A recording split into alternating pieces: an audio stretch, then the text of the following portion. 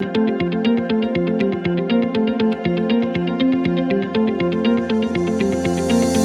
everyone, we've done Green Day, we've done the G category, so we're moving on to J, and we're going to start with The Jam, one of the most underrated bands of all time in my mind.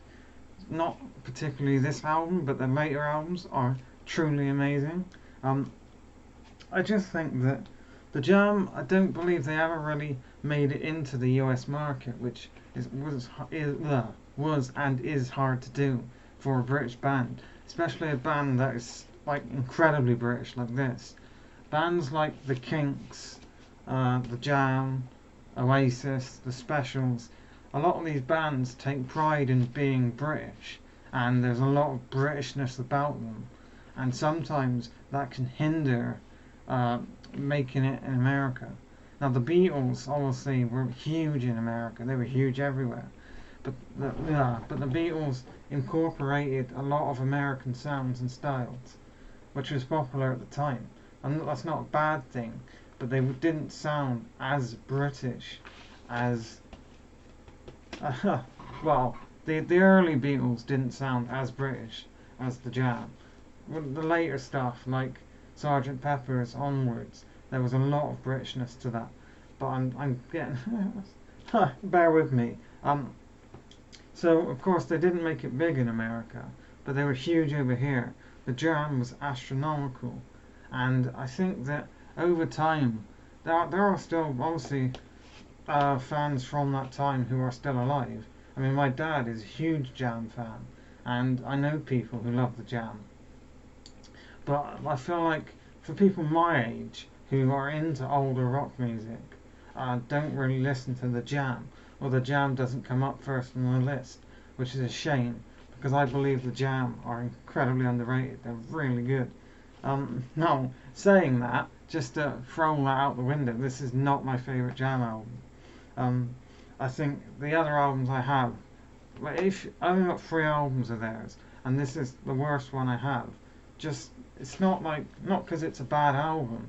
It's just the other ones are better. But anyway, the Jam, This Is the Modern World, is the second studio album from 1978. I want to say, does it say 77? 1977, and I love that back cover, and I love the front cover. Um, Now it has this sort of ska, uh, 70s British kind of artwork to it, which is really cool. And the album label has the same sort of artwork, which I'll try and show you about, because it is just again, just plain black vinyl. But I love that artwork. Um, so the Jam consists of Paul Weller, what are their names? Paul Weller, Bruce Foxton, and the drummer. I can never remember the drummer. Does it say? Is Rick something? No? I think it's Rick something. Anyway, um, the album starts with a great opening track and the title track, The Modern Wow, which has great vocals, great guitar work to it, just brilliant. London Traffic, which is all about how shit it is to drive in London. And I don't live in London, but I have driven in London, and it is horrible. It is really bad. I mean, I'm not getting into that, but yes, it is horrible. Standards is great.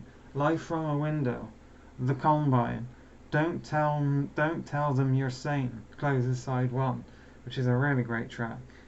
In the Street Today, open side two, and it's sort of in the same vibe as in the Modern World, just brash, straight in there, punk rock. London Girl, If I Need You for Someone is great, and the closing track, In the Midnight Hour, is a great song. But overall, I don't want to say they sound the same, but some of the songs on this album don't really hit me as well as their later albums. But I love the Jam, and I love that picture where they've got Paul Weller in the air. That is so cool. Now I've seen Paul Weller live back in 2018. He opened for Noel Gallagher, and he played a lot of his new stuff, which I didn't really, not that I didn't like it, I didn't know it, but he did play some of the Jam stuff. He played That's entertainment he played, for sure. That's amazing. He played A Town Called Malice, and I think there were others he did. But he came on after Noel Gallagher was finished.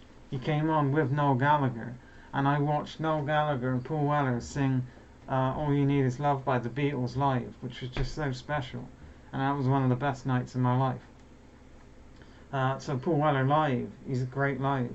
But overall, I would recommend you listen to this album because it is alright, but it's just not the Jam's best album. So join me next time where we go over all mod cons. Thanks for watching, and I'll see you again next time. Take care, everyone.